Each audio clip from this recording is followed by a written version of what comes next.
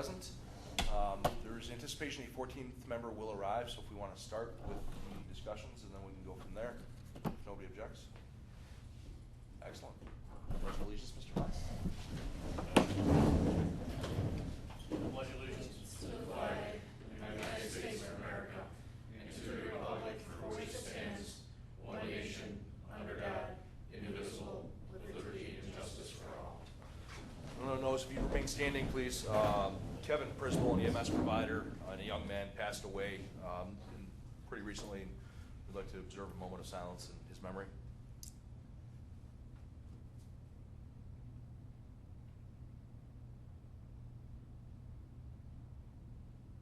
Thank you.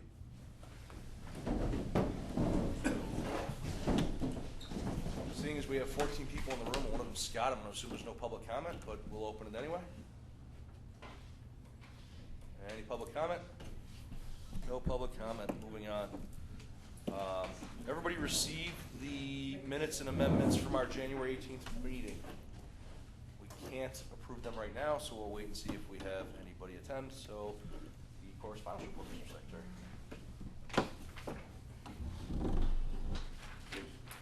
Alrighty.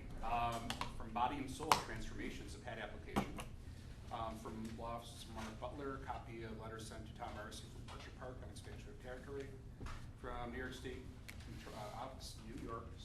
Office of State Controller, Form 1099, which is forwarded to the Treasurer. Law Office Mark Butler, Statement of Services for Stenographer. Law Office Mark Butler, Statement of Services for Stenographer as well. St. Mary's Cement, a PAD application. Erie County EMS course applications. Law Office of Mark Butler, paperwork for Orchard Park's expansion of territory, and from Law Office of Mark Butler, Statement of Services for Orchard Park and Sparkersville. That is all. Thank you, sir. Manana, can we do the Treasurer's report?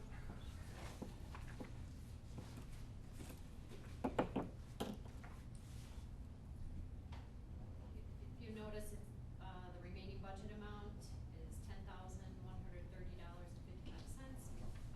But we do have at least $3,590 that will be coming out of that for the $500 for the hall rental,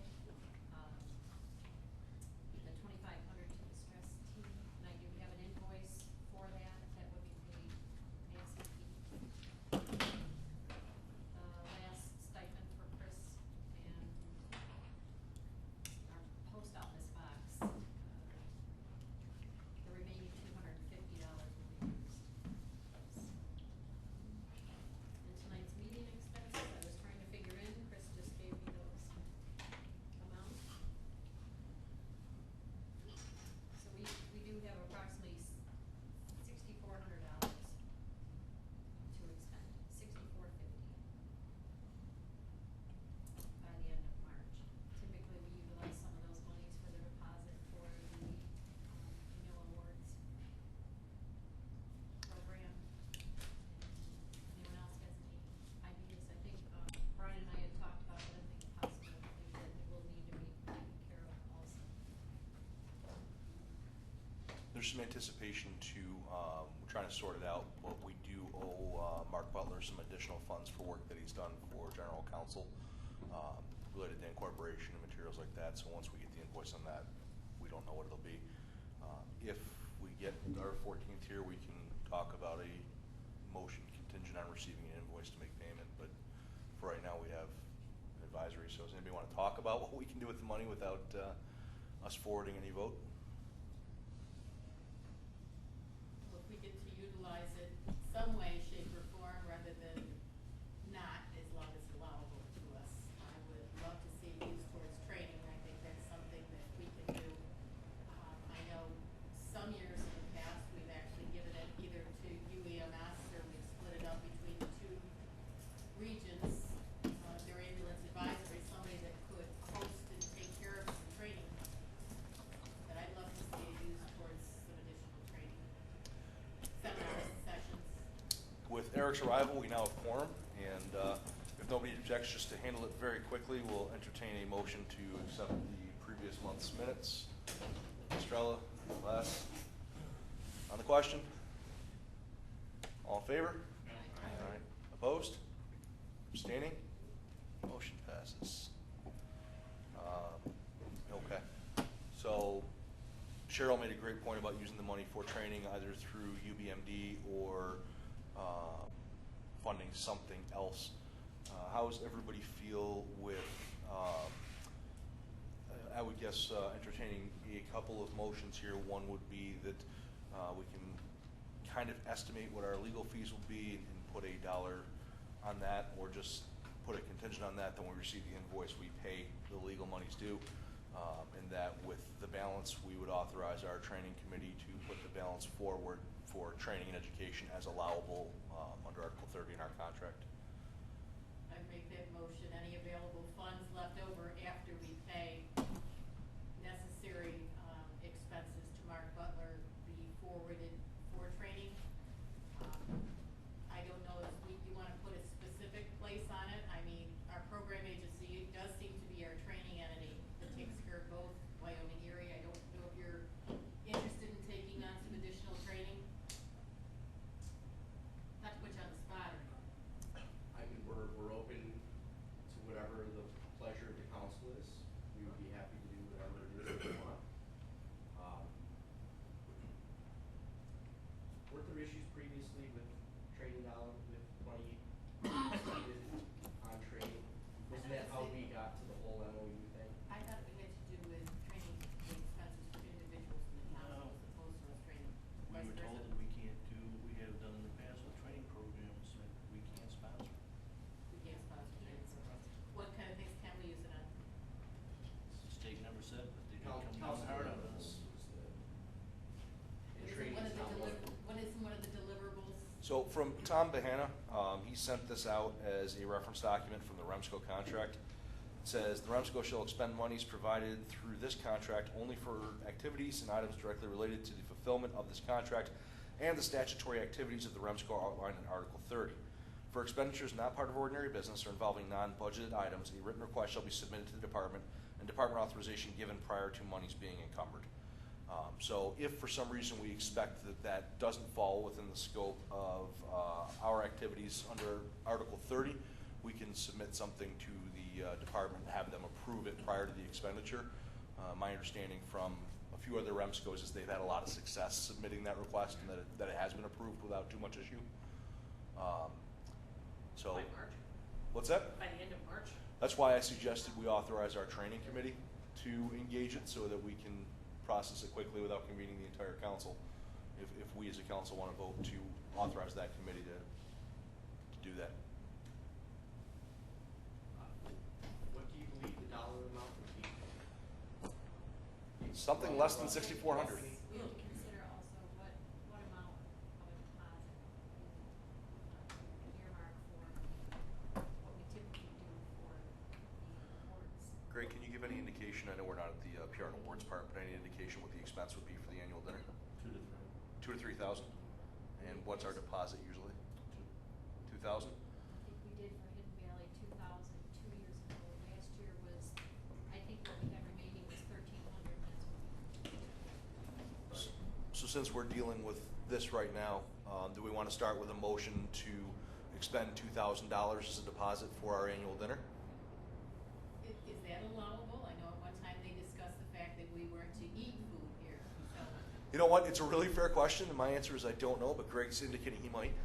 No, we just put it in, that's it. I mean, we've done it for how many years? We have a precedent set, right? They haven't said no yet, right?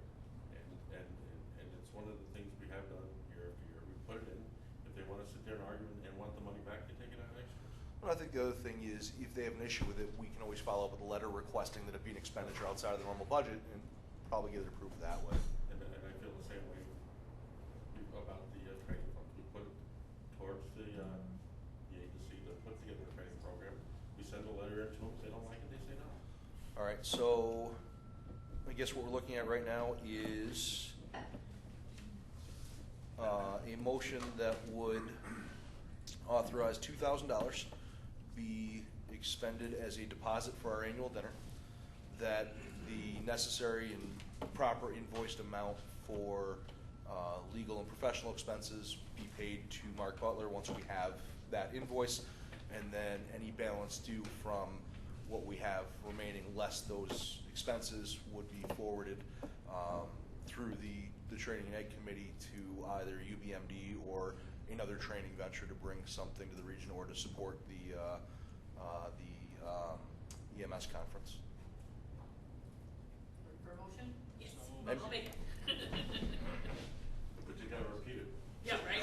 Let's see, Verbatim. so, I don't know if there should be two motions or one motion.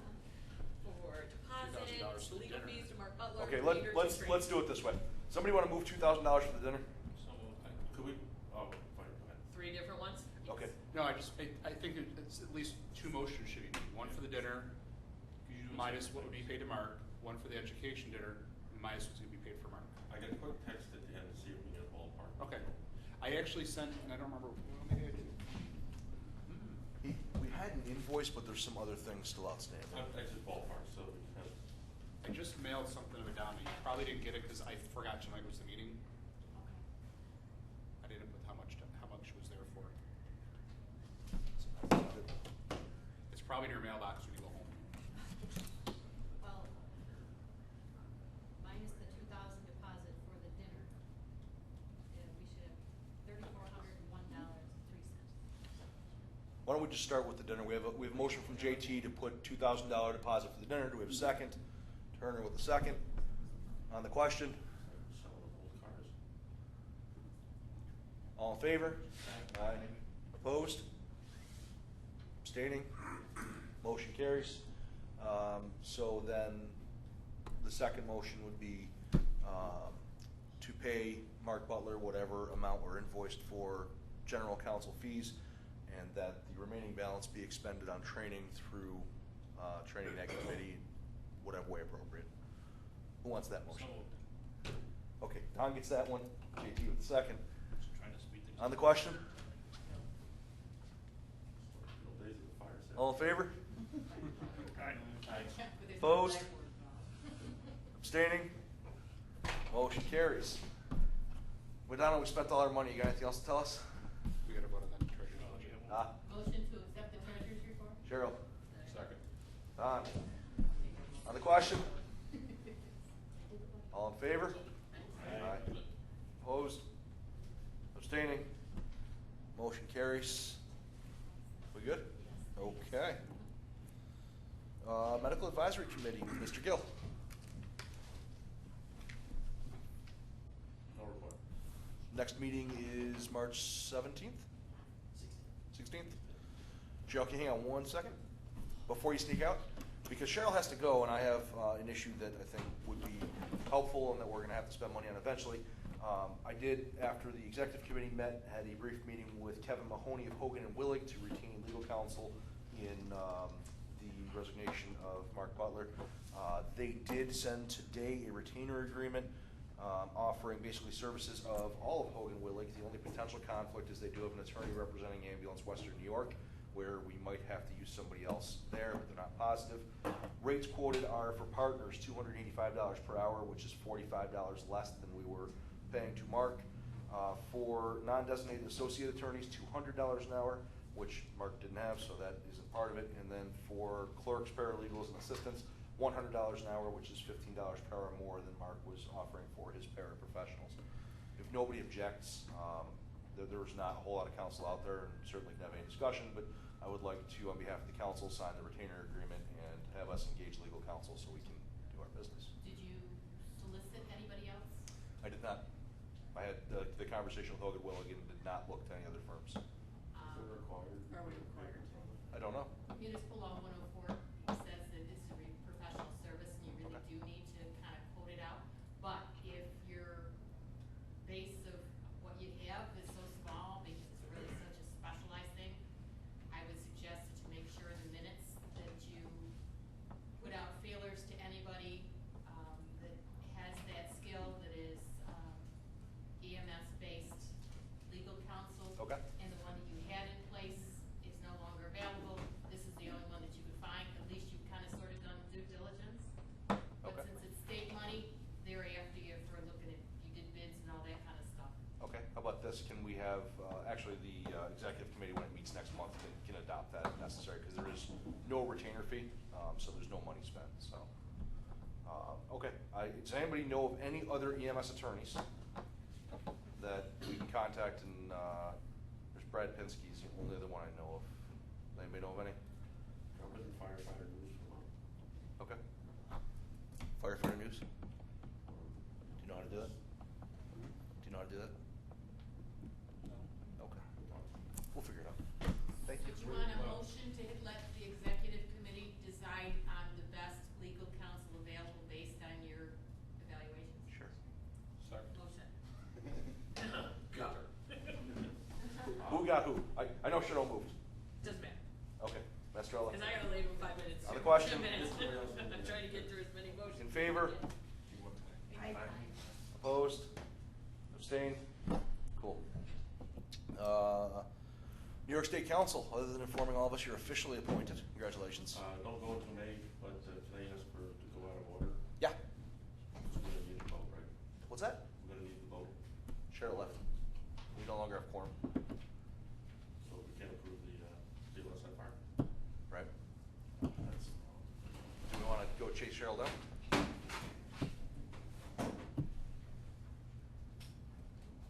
Are you departing the meeting as well, Greg? I'm gonna try and get her. Okay. Well, we're gonna put this off for another 60 days. Run like the wind. PR.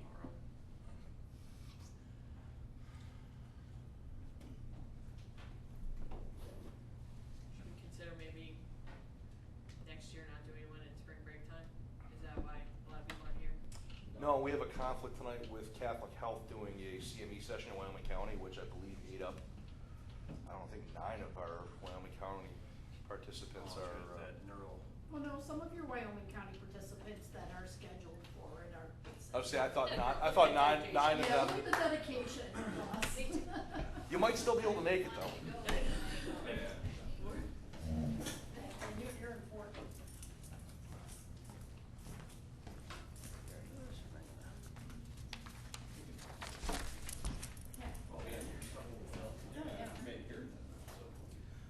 Just fly over one and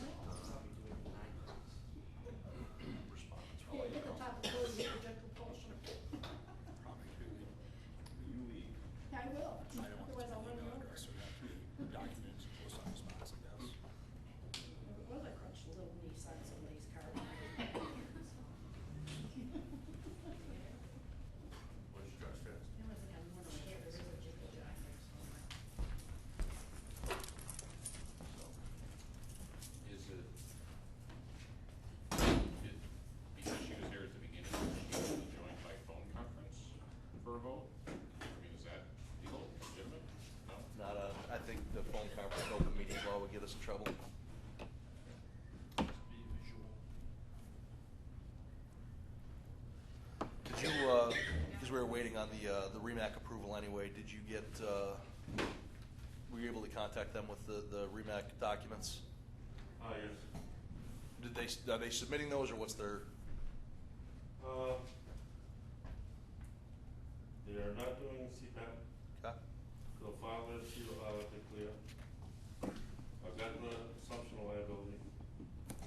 And the roster's on the way. Okay. All right, I will make sure we forward that with the. Bill's not here, so there'll be no report from Wyoming County. JT, got anything from stress, or have you been in contact with them? It's been pretty quiet.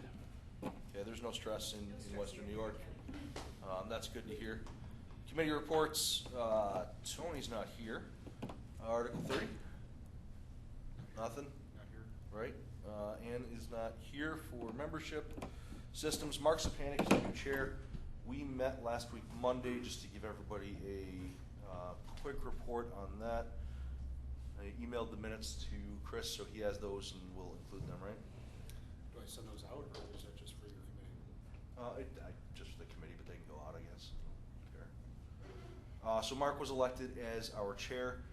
We met on Damon College's BLSFR application, and we had a contingent seconded motion to come forward, which would have been to the council to adopt and endorse the BLSFR application pending affirmation from the Department of Health that it was complete and submission of a few additional documents, which Greg indicated that he has received but have not been distributed to the council. I don't believe that you've got those yet. So we're still waiting for those documents to be forwarded and on RE/MAC's endorsement of their application. So there won't be anything for us to move on with that tonight.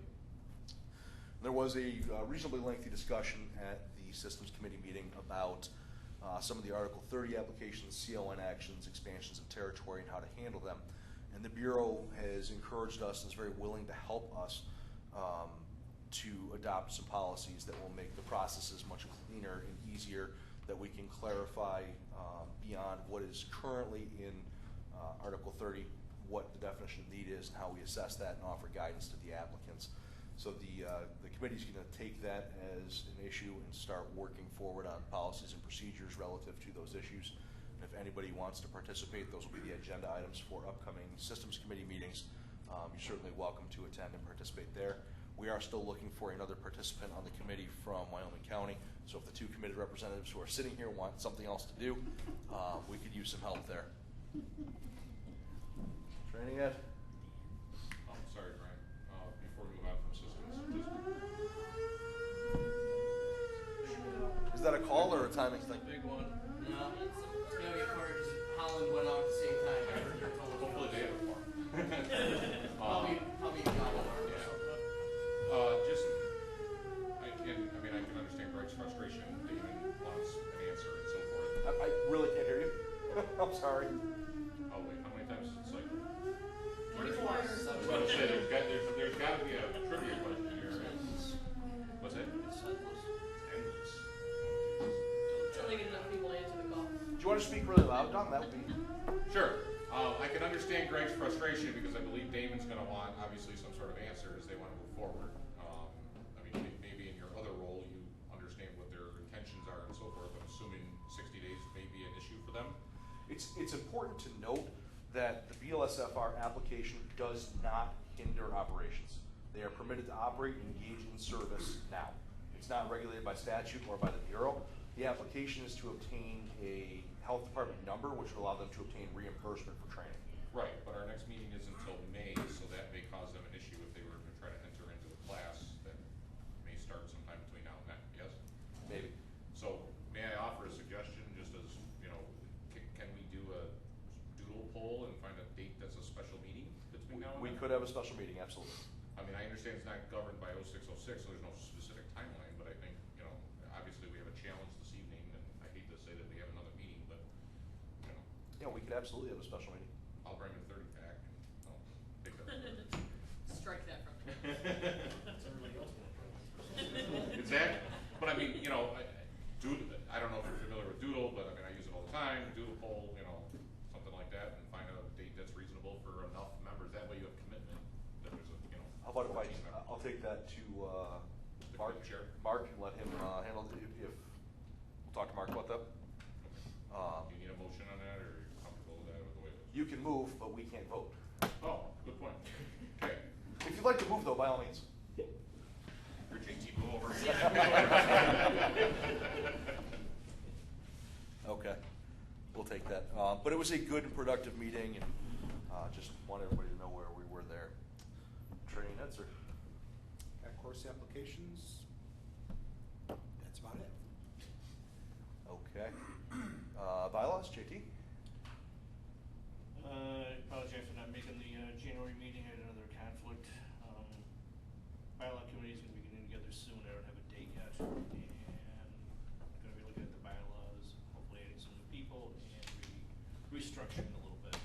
So as soon as that date's available, I'll let you and obviously the secretary know. And interested parties want to join, more the merrier. Great. And so everybody's aware, basically the Bylaws Committee has been JT for like 3 years.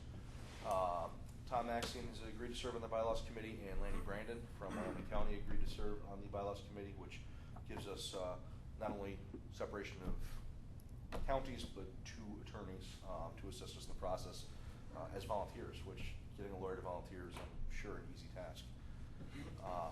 We would really appreciate if we can get another participant from Wyoming County so we have somewhat balanced representation, and it's not, I wouldn't lie to anybody and say this is going to be easy, but if you can talk to everybody and see if there's any interest. I mean, Mrs. I'd be willing to be on bylaw. Wonderful. It keeps me off the system committee. Wonderful. Knew there was a reason No. you came tonight, Karen.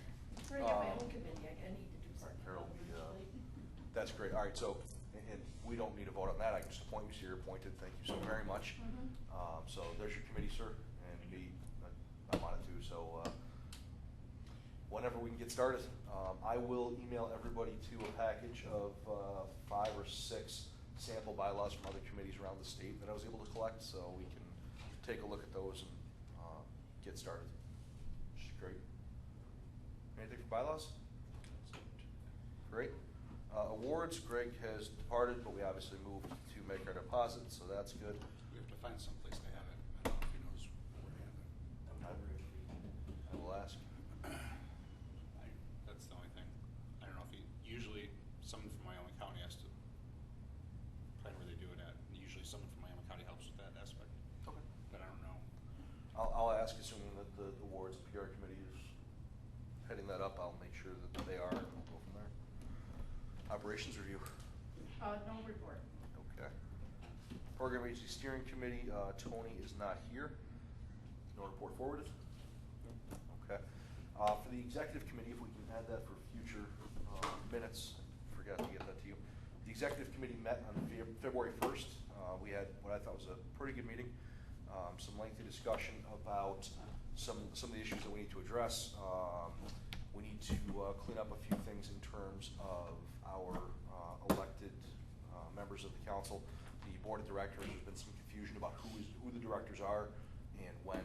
I think that maybe at the next meeting we can address that and elect officially and cleanly our directors. I believe JT and Cliff are interested and have been serving admirably from Erie County and are willing to continue to serve, if I'm not mistaken. We can deal with that formally later on. However, we haven't had any luck in nailing down who the directors are from Wyoming County. So if anybody is able to do that, or when we open nominations, if they're interested, we can go from there. The executive board is going to meet on first Wednesdays opposite regular monthly meeting. We've set the meetings at 4:30 to continue as we have in the past. We'll be discussing how best to handle that. Bless you. We're also discussing where to locate the meetings. That'll be going out to the members of the executive committee for a decision, whether we're going to meet here, whether we're going to do 2 sites and split using video conferencing software, whether we do some in Erie County, some in Wyoming County, and adjust it that way, or if we just find another site to always locate. But that will be opposite months of our regular meetings, and will be published for all to visit. But our next meeting is April 5th at the Erie County Fire Training Academy at 4:30. Just be aware, some of us out there in the boondocks don't have availability to a thing called broadband. Okay. And so video conferencing is not really an option for. To do video conferencing, we really have to set up a limited number of sites. So what we had discussed, I was talking to Bill about, was maybe having at the Wyoming County Public Safety Building and the Erie County Public Safety Building, just those 2 sites, having video conferencing to make it more convenient for everybody. Okay. Otherwise, we have to announce somebody's house as a site for a public meeting and allow the public to go to that house for the meeting, which if you want to have them over, you know. They can disappear. I'm sure they can. We talked about notifications for open meetings, and everybody's familiar. We do have to publish them. We've committed to publishing for this council. We'll make sure that everybody's aware. EMS call or, What's that? is it EMS call that they're running or? No, they're doing an ice sculpture for us. Nice. Let's just start all those songs before we go to the ball. We had a discussion about posting information on our website, being a little more transparent. Our bylaws are now up on our website. Scott was very, very helpful with that. He's also got transcribed minutes from our last meeting up onto the website along with the video. So we're starting to get that out there a little bit more and make things generally more available. And that will continue as we move forward. So making more minutes available. Scott's also helping Madonna with the, what do we call them again? Reporting tools. And that, you know, he thankfully is willing to do a little bit of a lift for us, which has been great. We had a discussion about obtaining a lawyer for the council. We didn't, at that meeting, get the information that we have to solicit multiple attorneys, which kind of came as a surprise to us, to me at least, to hear tonight. So we'll make sure that we solicit other people. And that was it for executive, right? So that's done. Scott, program agency.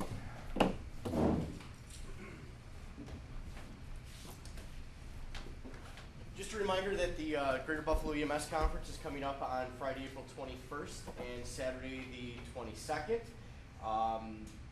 The save the date was sent out on it. The registration information is going to be going out very soon. It's a few weeks later this year than it has been in years past, so we actually had a little extra time this year. We're a last minute business, and when I find that we send things out 8 weeks in advance, people tend to forget about them. So we do our best work under pressure. We continue to get services transitioned over to the EMS portal, which is also going through revisions each month. There's a new set of updates that are pushed to it, trying to get the user interface a little bit more user friendly. And so we're making progress with that. We will be pushing within the next, within the next week to 10 days at the most. We're going to be sending a general invite out to all providers just to get onto the system, and then we'll deal with issues as they creep up. Part of the problem has been securing dates with individual services to get their providers up on the system. And as you can imagine, there's a little bit of resistance going to the web-based platform. From some places, other places are welcoming it with open arms. I will tell you that the biggest thing that we're noticing as a part of going to this portal, it creates tremendous transparency. And it's a word that we often, I think it's overutilized, but it's really important, especially with what we're doing, where we have services and providers who are approved to do things, and there's a process that's really carved out in policy and in law for getting services authorized to be able to render certain skills to patients. This system, what's happening is services think that they're approved to do things that they're really not approved to do. And so when they're logging in and they're seeing that what they're doing isn't matching what they've been approved by the region to do, they're saying, hey, your system's wrong. And the answer to that is, no, the system isn't wrong. We have to get your service compliant with the regulations. And a lot of it's just paperwork shuffle, but that has been a really a strength of the system, at least so far, that it's helping everyone to be, for services to see what we see and vice versa. Check and inject, we continue to get enrollment, trickling in here and there for agencies enrolling in that program. There's been a number of trainings that are not only coming up, but that have occurred. The EMS officer training class, we had 81 providers who actually attended on February 4th. The feedback and the evaluations were fantastic on that. A number of new people, and then of course people who have taken it previously that keep coming back year after year. The RTAC, the Regional Trauma Advisory Committee, is going to meet on March 22nd at 9 a.m. in ECMC. EMS Week is May 21st through the 27th, so if you're aware of any activities that are going on, please forward them to me, and I'm happy to push that out on our listserv so that the community, EMS community, is aware of it, and hopefully will attend. Other than that, that's about it. Questions? How much is the conference going to be? Conference rate is unchanged. It is $95. Anything for the program agency? For new providers, if they get their cards, do you still want the paper being emailed to you, or just everything online? You do not, you don't even need to have them fill out a PPA. When they register, part of the registration process is the PPA. So when they sign into the system, that's what will take care of that. The program agencies, as a wraparound to that, the program agencies are convening, we were hoping to do it on Monday, but it didn't happen, to make recommendations to the REMAC to revise the policy so that that's a little bit cleaner with how this is going to get operationalized. And there's some other things that need to be cleaned up in the language a little bit in there too, to provide clarity not only to the agencies but employers and the providers. So a lot of that will be cleaned up in there. Okay. Same thing go for when someone ups their level, they don't need to fill out the PPA. That's correct. Yeah, the idea behind the system is the paper's gone in Erie County. You'll report your annual skills through this system. You're going to have providers enrolled through the system. We don't have the notifications turned on right now. I don't know if I mentioned this before. We don't have the email notifications turned on right now in the system, and there's a very distinct reason for that. Because if we did that, there's a lot of people with expired stuff that we would get flagged as spam, and then we would lose our privileges to be able to send emails out. So once we get the bulk of everyone on there, people will then start getting notifications of you having, impending Yeah. CPR expiration and yada. Now, how come I don't know how to phrase it, but like the contact person. Yep. Who's in charge of like inputting everything. Yep. How come they can't change a provider's level? That provider has to go in and change their level. Yeah, that's one of the things that's on the hit list. I don't think that's intended to be that way. It's on the developer's hit list. We talked about it at our last meeting, and it's on the punch list. I don't have a good answer for you right now, other than it's on the list. All right, to look at. Yep. Anything else for our program agency? Thanks. Thanks, Scott. You heard the update on the Damon College BLSFR application. I think Mark will probably convene a special meeting for that. Everybody who's able to attend, we'll try and make that one super brief. Shouldn't be an issue to get that done, so we can close it out. But if you want your email for that. Is there any other old business? I didn't see any. Okay.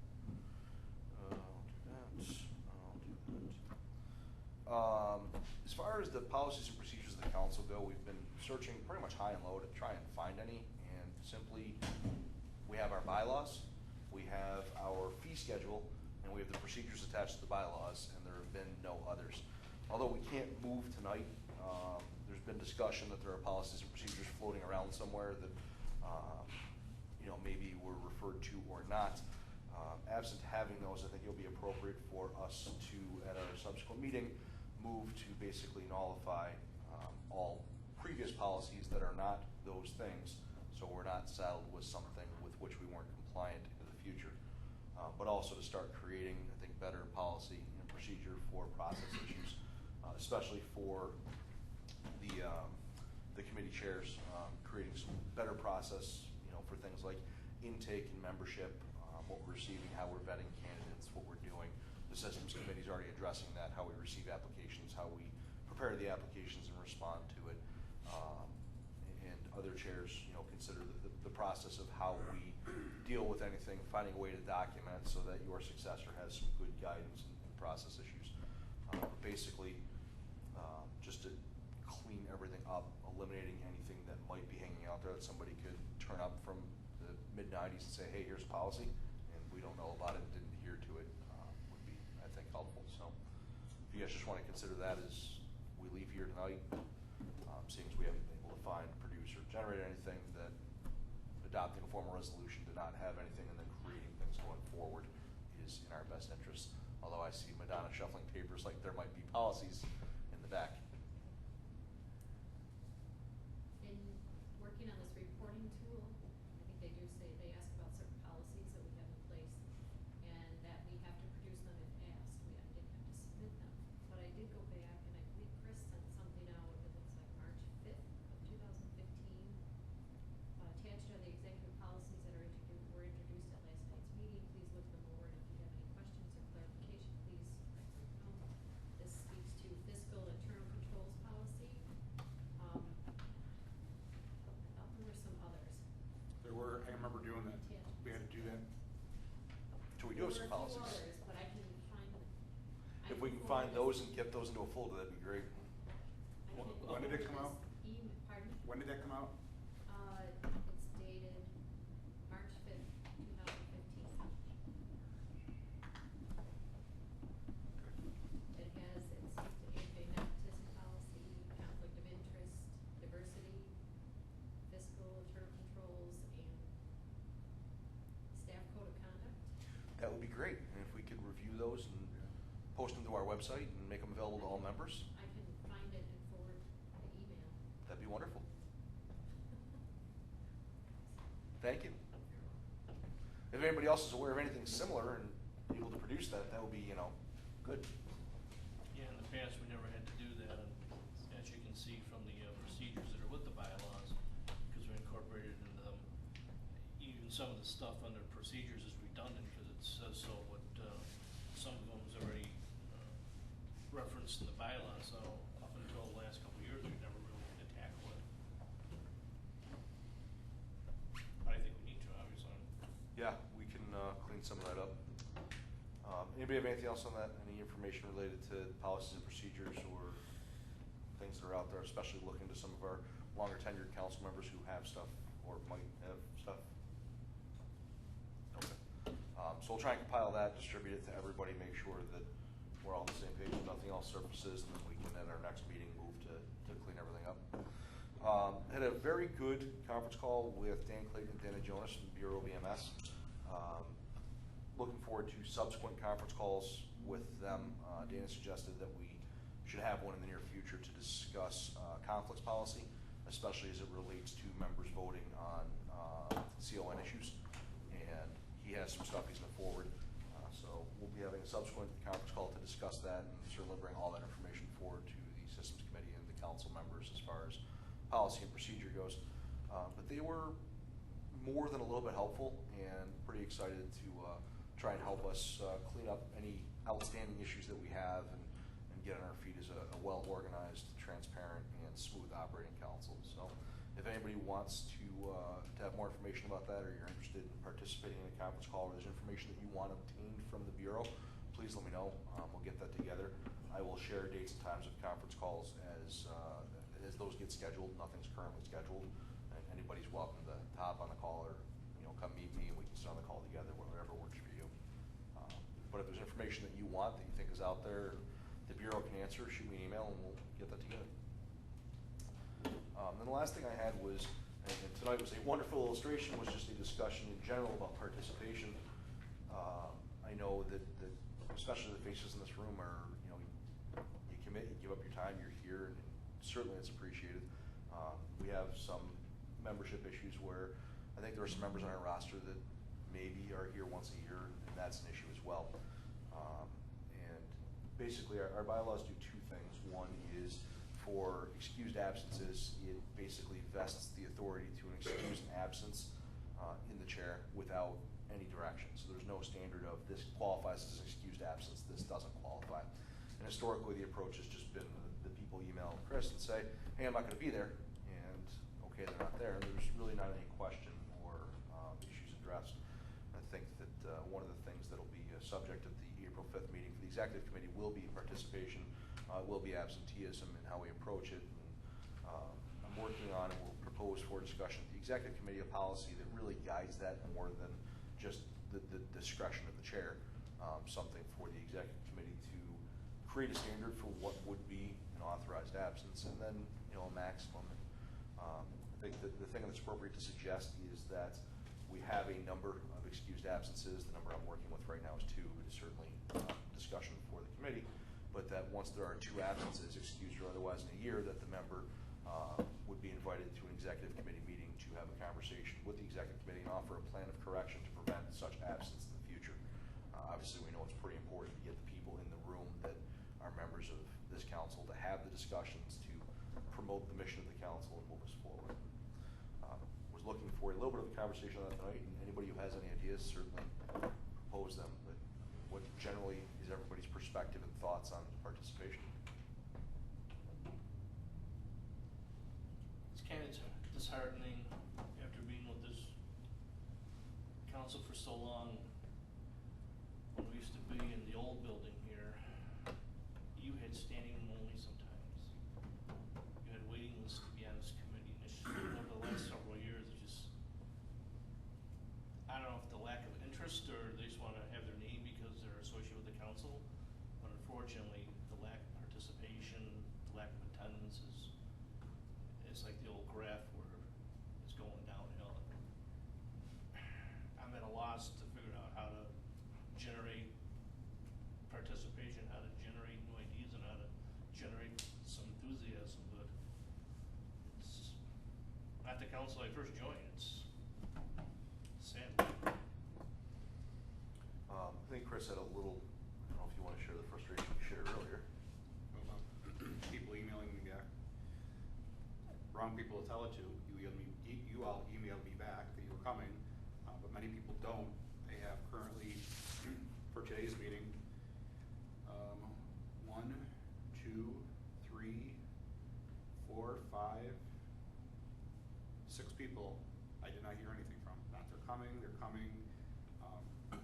there's a little food. I didn't get enough food for everybody. Currently, I really had only 11 people coming tonight.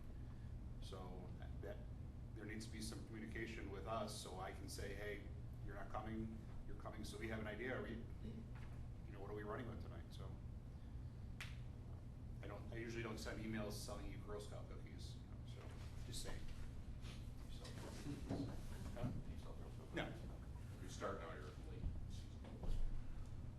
Just reply back to people who reply to you, tell them they have to bring that ticket along, and then they can eat. There you go. No ticky, no food. And this is certainly the choir, and I'm not gonna preach, but we're a volunteer council. Everybody said, I wanna volunteer to do this. You had to go so far as filling out an application, stuff like that. I think it's not only appropriate, but should be expected that, we're gonna attend meetings and participate. And the other thing that I think is worth mentioning, obviously tonight we had people attend who, for a 6 o'clock meeting, had somewhere to be at 6:20 or 6:30, which honestly, it's simply not reasonable to think that a meeting is gonna start at 6 o'clock and end at 6:20, and that we're actually gonna conduct any business. If your plan is to depart in 20 minutes, I think probably indicating that you can't attend is a better option, and that we can reschedule. And I know Chris really endeavors to get information out to everybody early, to solicit attendance, to make sure that we know whether we have quorum. Had we had, I think, ample notice of what we expected the absentee rate to be tonight, we certainly could have rescheduled the meeting for another date and time to be a little more convenient. But nobody here, I'm sure, is surprised that every other Wednesday month at 6 o'clock we meet here, right? And granted, I'm not on this committee, and I have no desire to be on this committee, and I have no desire to do this particular project. But I can tell you that when I joined back in 2010, whatever it was, I had no clue about anything. I had no clue about excused absence or anything. I really think a new membership packet would be helpful for the new members to explain things, especially the wonderful acronyms. What the hell is SUMSCO? What the hell is REMAC? What the hell is? You gotta take the EMS officer training course, we cover all that. I was never invited to those, but anyways, I think a little bit more knowledge and just education, you hand it to the new person or send them an email with all the attachments, and if they go for it, they go for it, if they don't, they don't.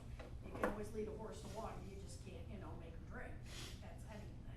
I think you make a wonderful point, and it's a great issue that we can adopt as a process issue. That's an onboarding process.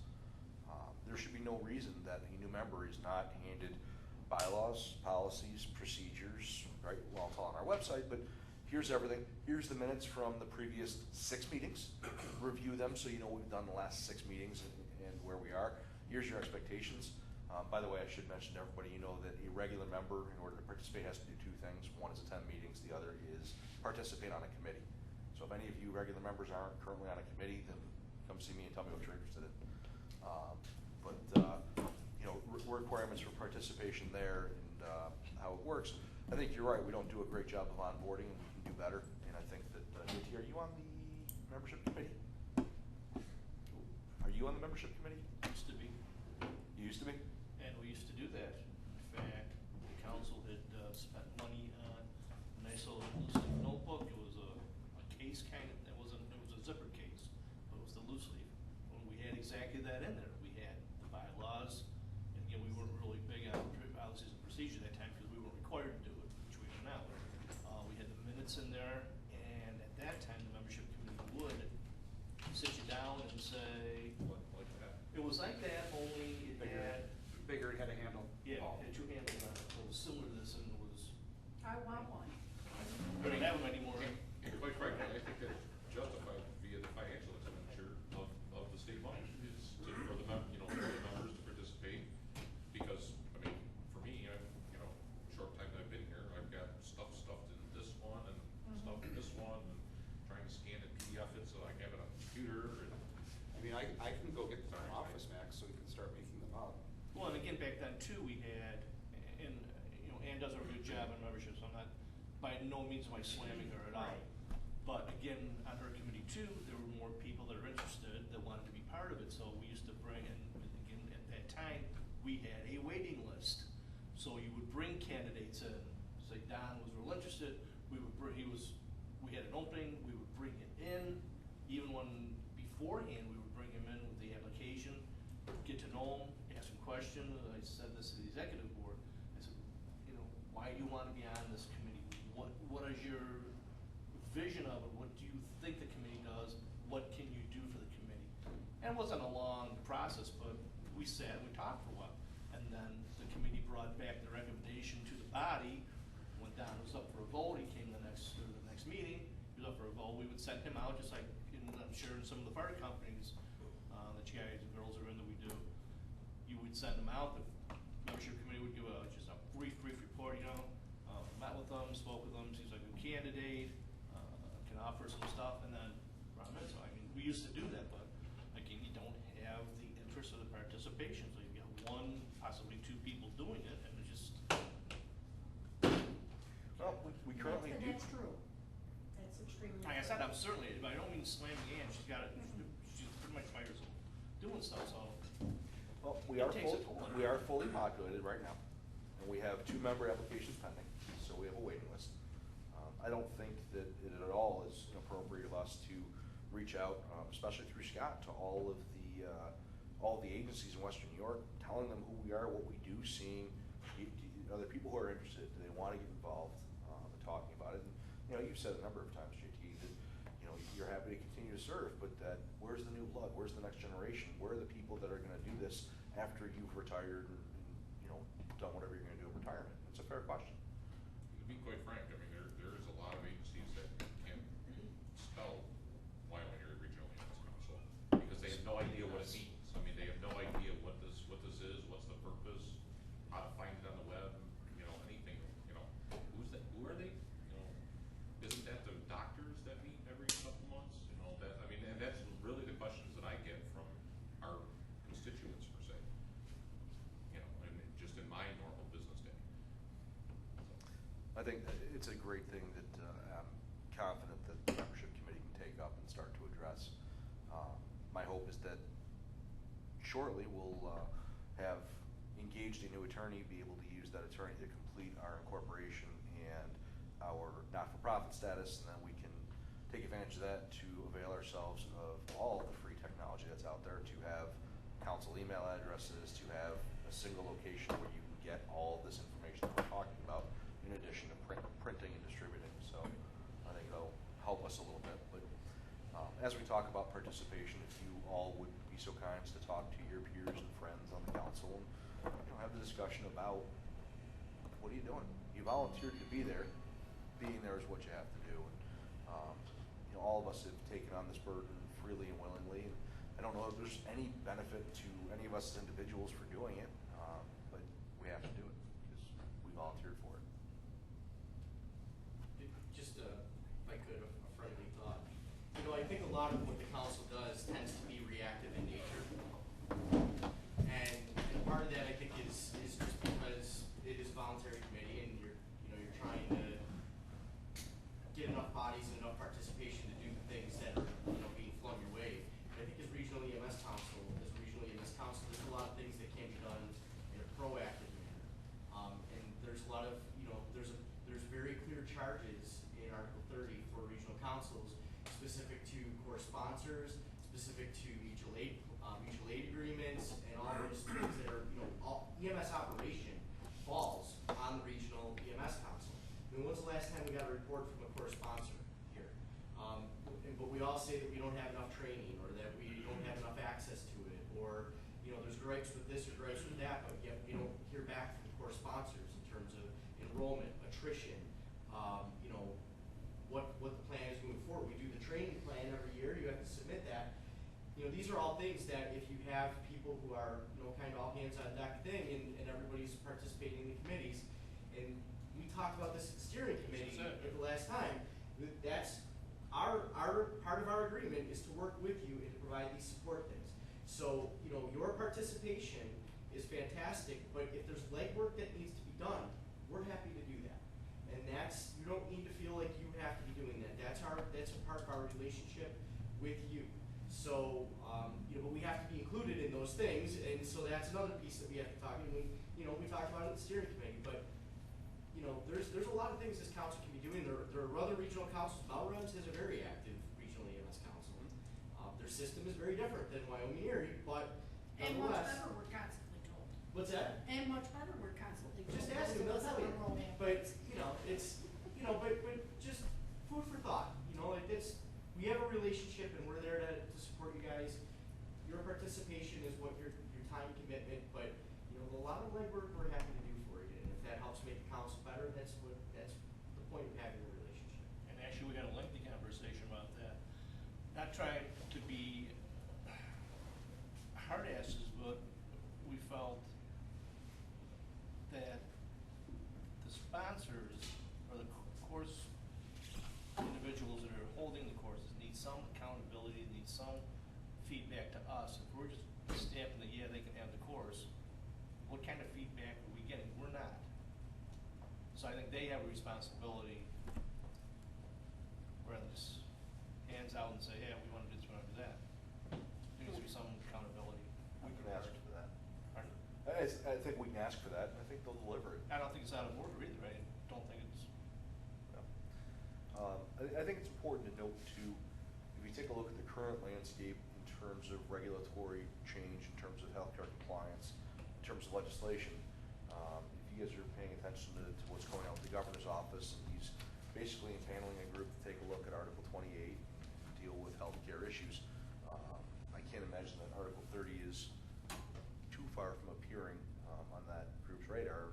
The less active, involved, and engaged the regional councils are, the more likely it is that the recommendation is going to be not to use regional councils, to amend Article 30 to have it referred directly to the Bureau or to a specialized subgroup.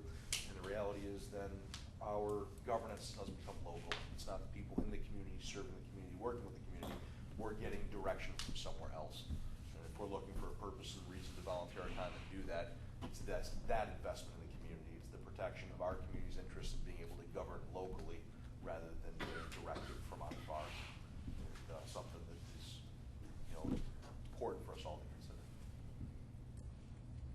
Any other new business or anything else that we need to discuss tonight? I know we're down to 6 of us. All right. You can't spell it the fight on the web. Just for a point of clarification. I make the motion, we adjourn. Oh, we can't make the motion. I can't second that. I- because you don't have a quorum. Actually, I can handle that one. That is covered in the bylaws. I'm serious. And provisions. I'll find it in a second. Meetings.